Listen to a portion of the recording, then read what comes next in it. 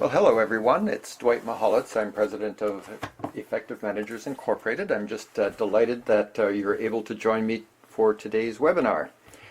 I'm looking forward to sharing information with you on the topic, are you spending your days doing your job or someone else's?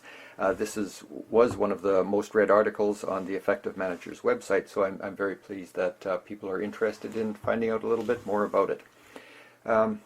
Our webinar will be no longer than 30 minutes. We're scheduled for 20 to 30 minutes. If we finish a bit earlier, we'll have some time for some questions and answers. In the meantime, as we're going through the webinar, if you have any questions at all, please do use your text box. I've got a box on my screen which shows any questions that might be asked during that, using that facility. We do unfortunately have to keep participants' microphones muted simply because of sound quality. It's not appropriate or possible for people to have their microphones open.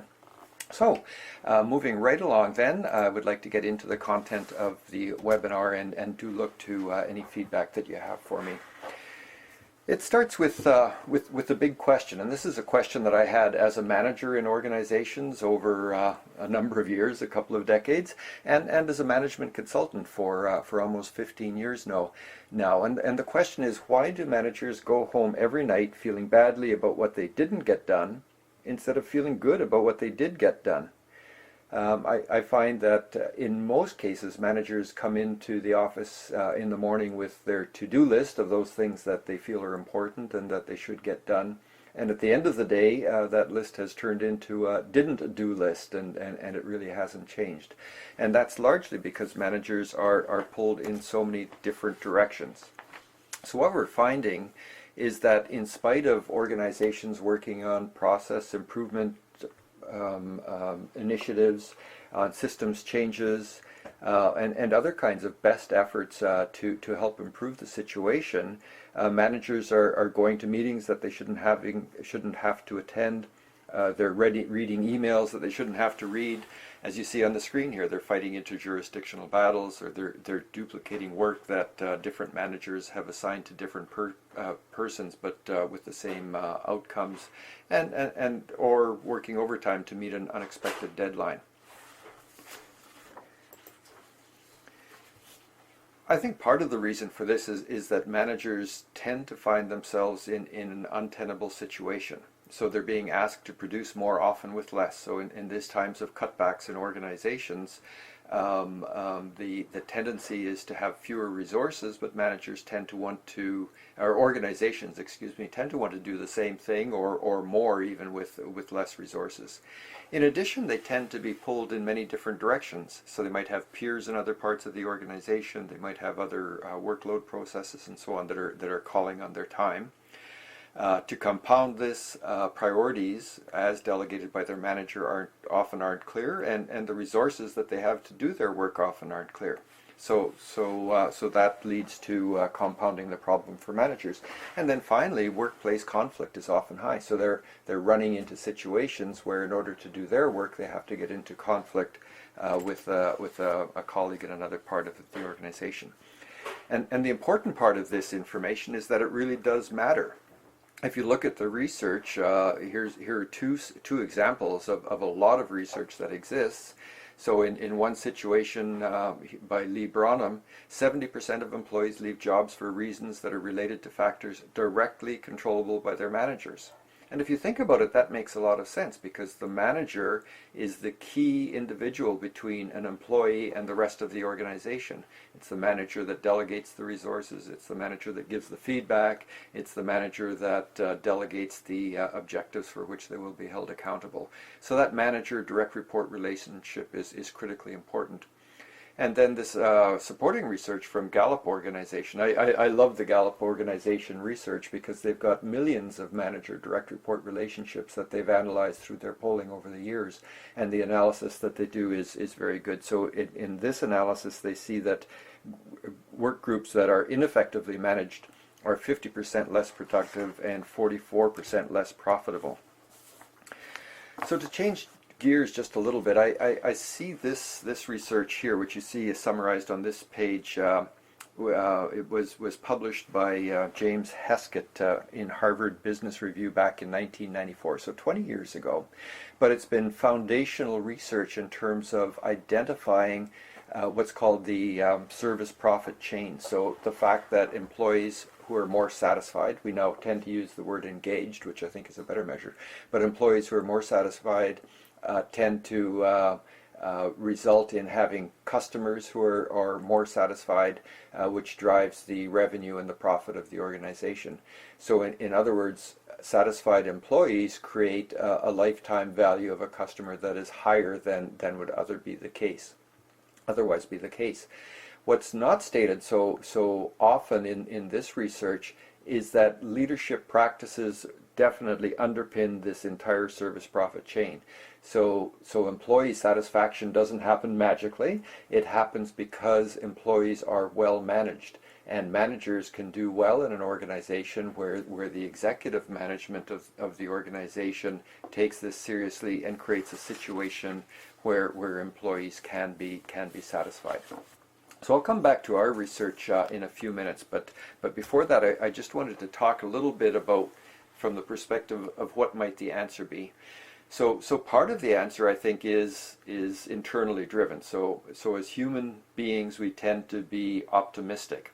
And the example I give in this is think of a situation where you've decided to take on a project. My project might be to clean out the garage, and my expectation when I go out in the morning is that I'm going to have that done by noon, so I can have a nice lunch and then head off to do a round of golf or something in the afternoon. And then the reality is that by 2 o'clock in the afternoon, I'm still up to my elbows in boxes and haven't even started to think about having lunch yet.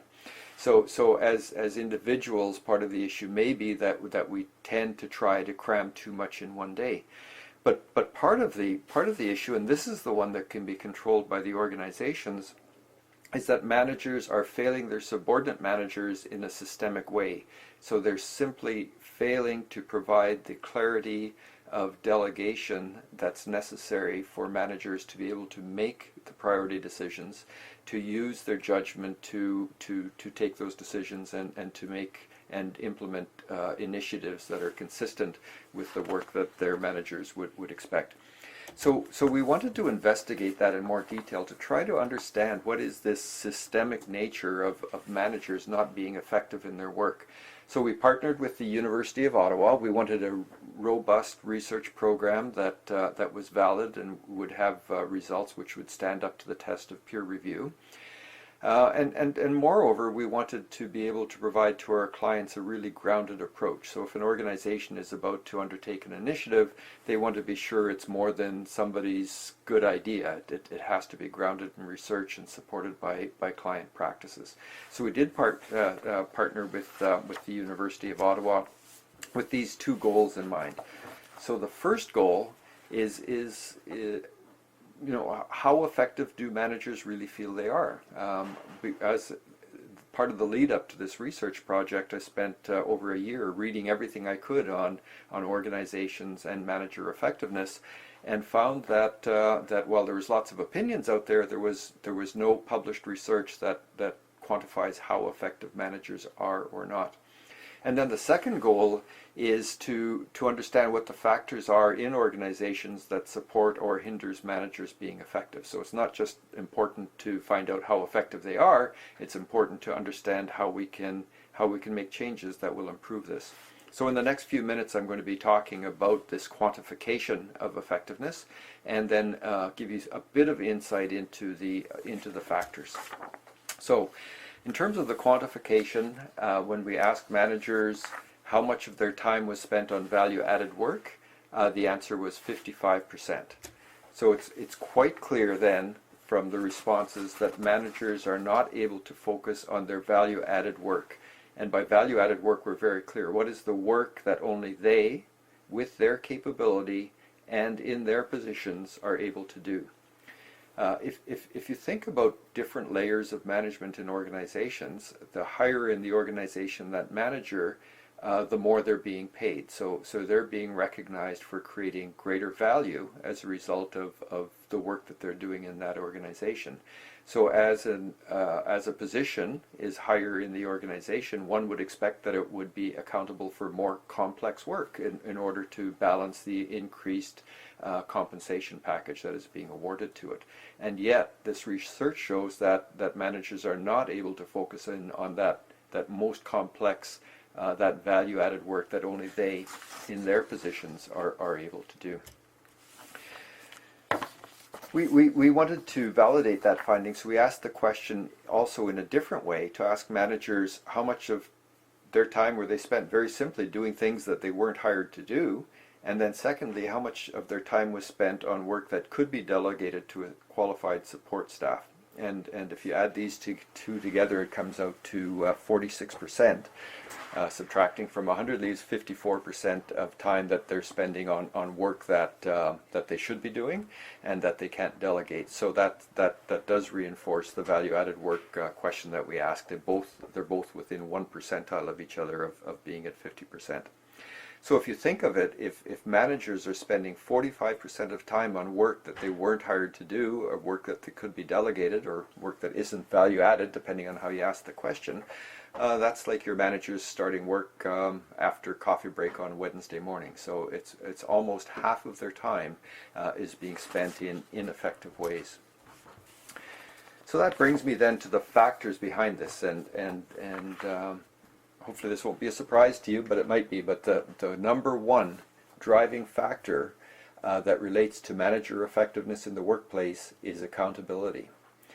We used a 10-point Likert scale, so we asked people to agree or disagree with questions on a scale from 1 to 10.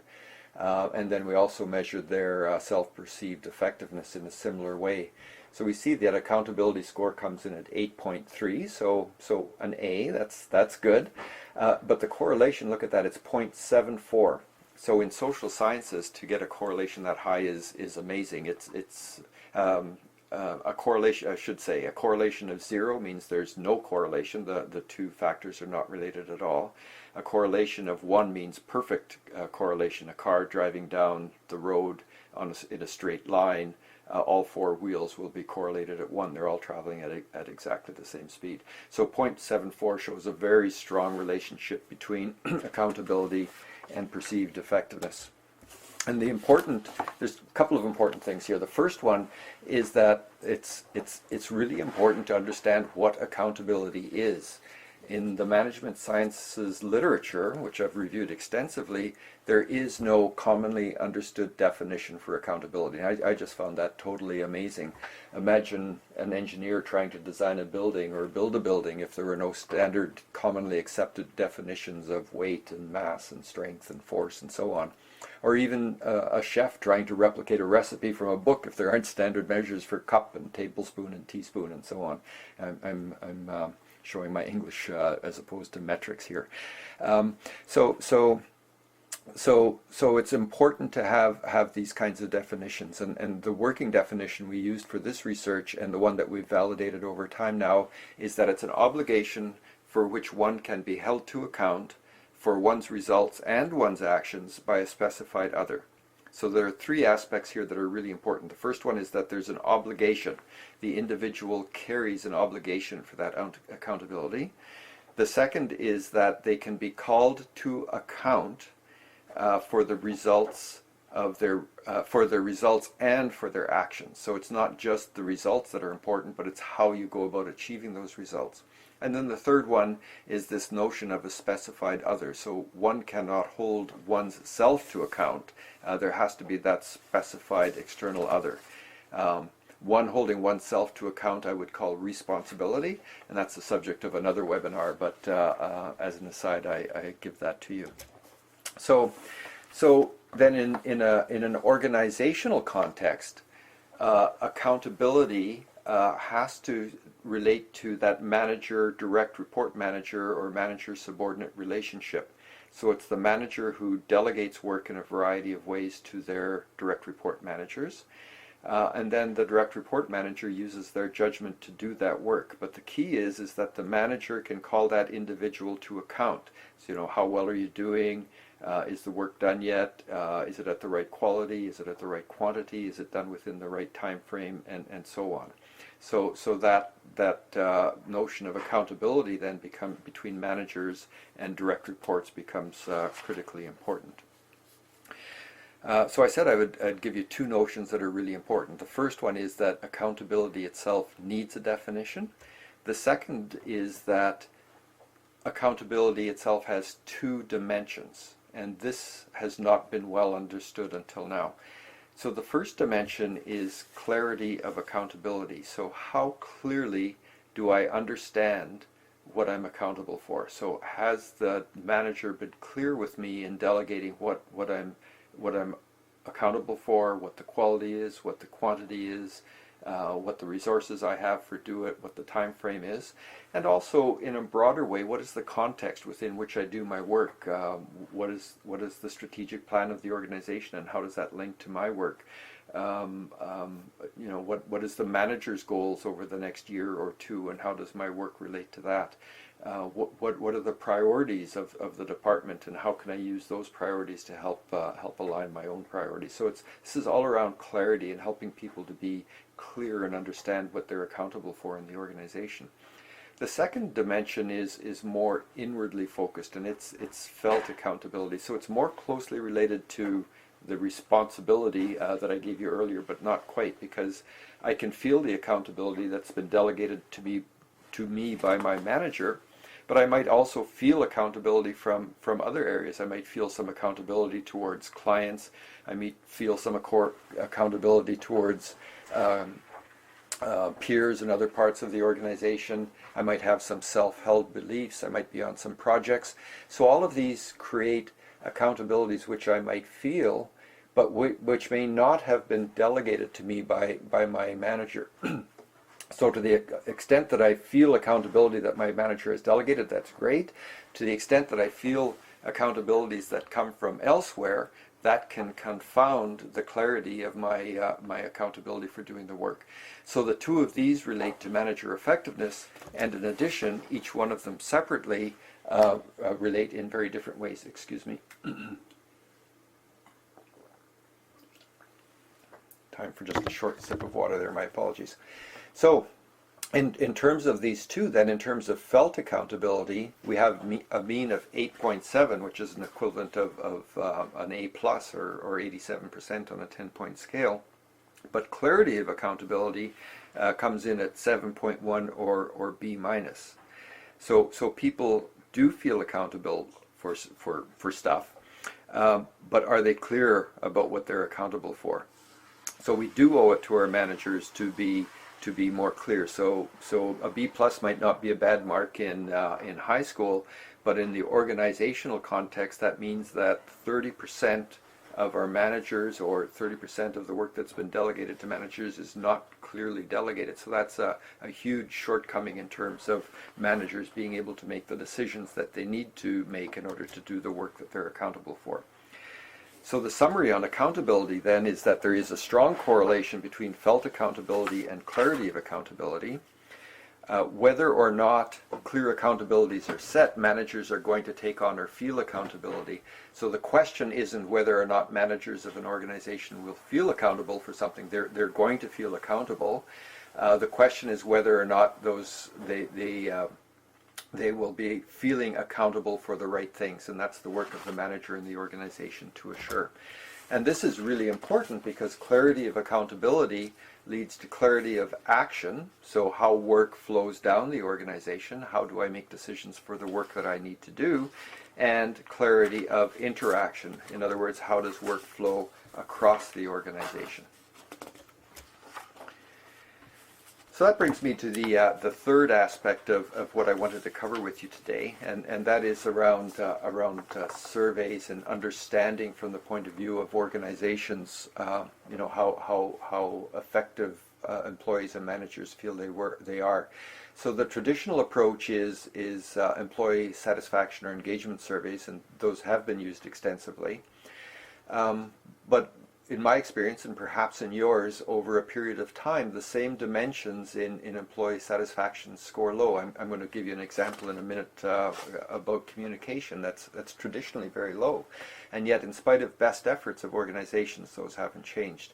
And my premise that I'll be pointing out to you is that I believe that most employee engagement survey information doesn't get to root cause. Now, it's important information. I'm not saying we shouldn't do employee engagement surveys. I think it's really important work. But what I am saying is that they are often measuring the symptoms and not the cause. And that's why we have to be very wary of. So a typical symptom is poor communication. So employee engagement survey will come back with this. If you try to think about poor communication and think what causes this, if employees are standing around the water cooler, they're not going to be saying that we have a poor accountability and authority framework. For example, they're going to use common language and say things like, I was working on this project for 2 weeks and I spent a lot of time on it, and then I found out exactly the same project was delegated in another part of the organization, so I wasted all that time.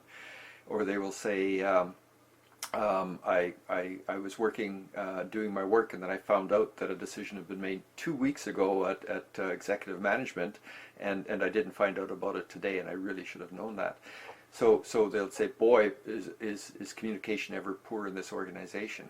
When in fact the issue is that the manager that's accountable for that employee is not delegating clearly in terms of the context that they need to be able to do their work, and providing them with right-sized information at the right time for them to be able to use that information appropriately. So the typical response in an organization is to have more town hall meetings, or to generate a newsletter, or for the CEO to address the organization more broadly. But in fact, while that's providing more information to the organization, it's not providing the information to managers that they need at the right time frame. And that's what an accountability framework would do in the organization. So that's why the management, measurement of the management response in that area becomes important. A second example is silos. Individuals in one part of the organization don't trust that they're going to receive what they need in the right time frame from other parts of the organization, and as a result tend to do things on their own.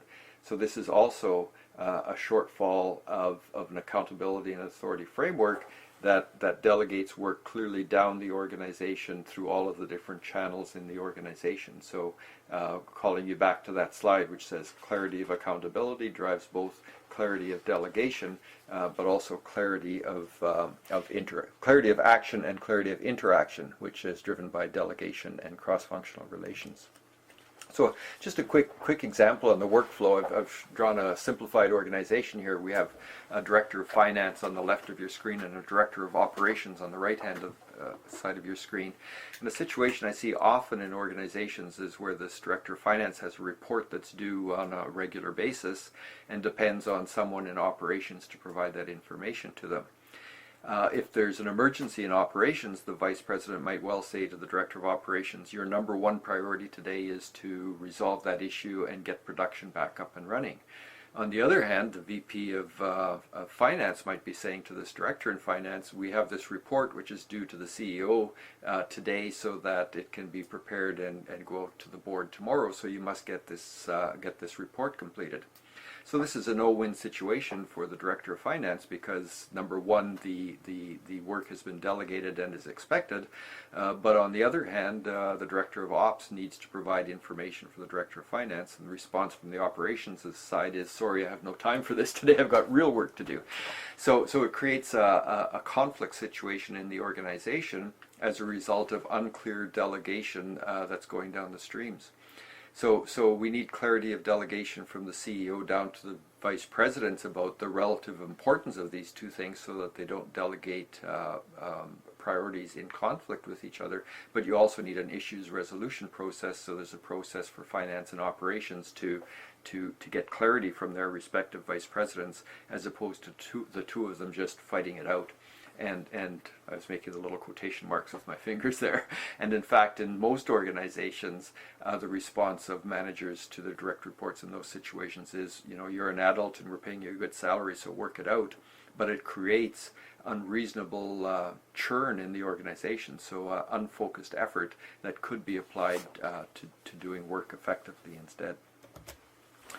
So in terms of the Effective Manager Survey, we've translated the research instrument, which we used and closed at the end of 2013, into a survey form that can help an organization to understand what are these dynamics that are at play in organizations. I talked about accountability, but there are several others that drive the accountability factor. So things like the manager's capability, organizational learning, role conflict in the organization, and so on. So the surveys through 30 minutes of each manager's time assesses the effectiveness. So how effective do your managers really feel they are? It assesses the accountability on both dimensions in terms of felt and clarity of accountability, and then it goes on to measure the 6 related measures and give insight into what's happening in your organization. So we have made this survey form now available to organizations. Data is secured and is available on the fly. The multi-session response is built in and so on. But the key point here is that by surveying your managers as opposed to everyone in the organization, it can give you some additional insights without impacting on the organization in as much depth as you do with employee engagement surveys. So the survey report then is developed for each organization with comparisons to benchmark and recommendations for action. The report is distributed in PDF format, and it's made available for use completely within the organization. And more so, there's a personalized or individualized assessment and analysis of your situation and what might be the low-hanging fruit. So what are the best opportunities for improving effectiveness with the least use of resources, and what are some of the strengths of the organization that can be leveraged, and then what are the greatest opportunities over time.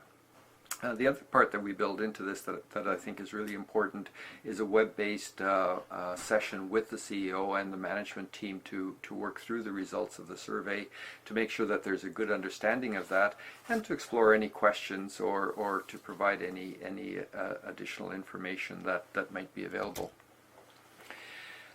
So I say all that because I'm first of all, I'm very excited about this tool as a longtime manager and management consultant. I've worked very often with organizations at trying to cure symptoms, when in fact we have to understand what the symptoms are versus what the underlying root cause are, and there are just incredible insights through this research. We will be publishing in journals the research. In fact, the professor at the University of Ottawa and I both have drafted papers which will be going to management sciences journals. But in the meantime, we are providing the survey form and using the basis of the learning there for use within organizations to help them in the areas such as you see on this screen, so we can assess with targeting manager effectiveness improvement programs, because any major initiative that you might have underway can be improved by understanding the situation of your managers at the current time. You can understand how effective managers feel they are or aren't, and that's very good information to have.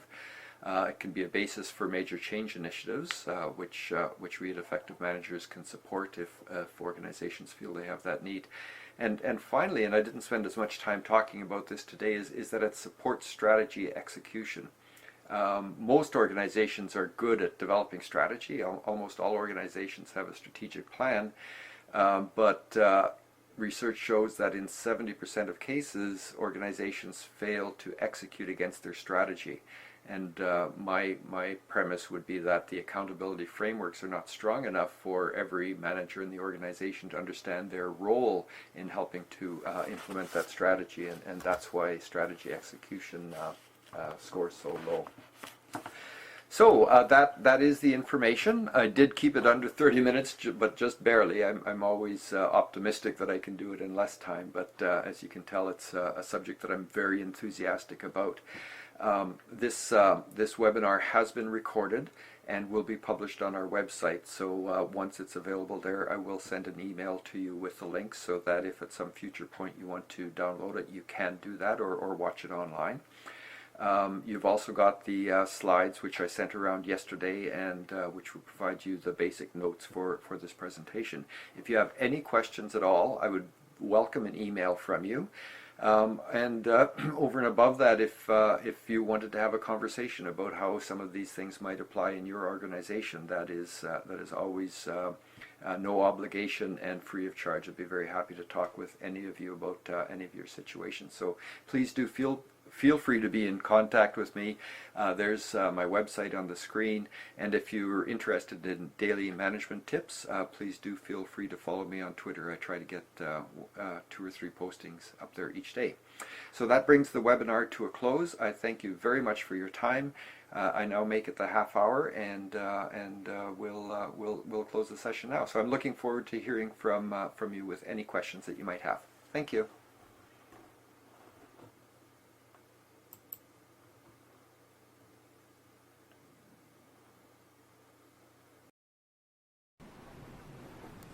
Hi, I'm Dwight Mahalitz, President of Effective Managers.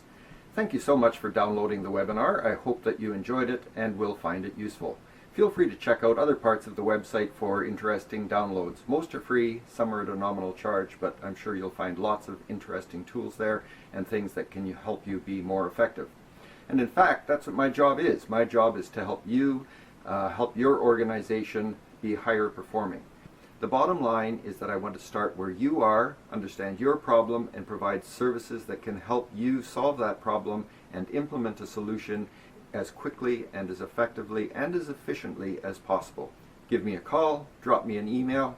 I'd love to hear from you, talk about your situation, and see if there's anything that we can do together. Thank you.